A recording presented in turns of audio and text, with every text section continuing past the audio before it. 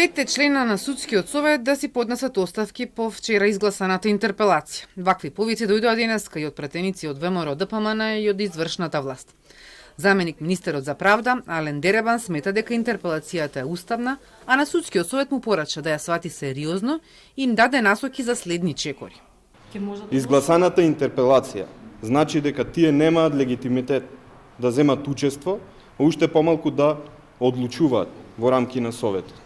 Судскиот совет мора да ја разгледа ова интерпелација, да закаже итна вонредна седница по однос на истата, а од нив очекувам да си поднесат неотповикливи оставки.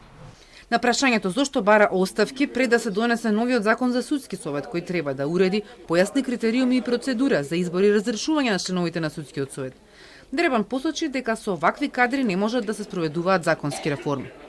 Од Судскиот совет засега нема потврда дали ќе има седница на која ќе се дискутира за интерпелацијата, според која овие 5 члена имале значителен придонес во загрозувањето на независноста, професионалноста и угледот во судството и на судиите. 5 члена досега повеќе пати повторија дека не чувствуваат одговорност, ниту ќе поднесат оставки. Интерпелацијата ја сметаат за недозволив преседан, нарушување на независноста на судството и дека во неа нема индивидуализација на пропустите. Лидерот на СДСМ вели: интерпелацијата е грубо кршење на уставниот принцип за владење на правото и поделба на властите.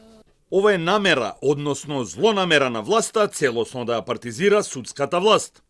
Очигледно е дека немаат никаква намера за вистинска реформа во правосудството, базирана на реформската агенда која значи европски закони и европски фондови за секоја имплементирана реформа. Од Европскиот фронт не очекуваат оставки од Судскиот совет и денеска повторија дека може да поднесат интерпелации за уставните судии.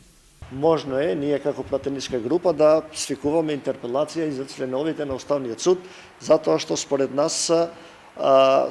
нас има тенденции за окунување на одредени одредби од Законот за употреба на јазиците.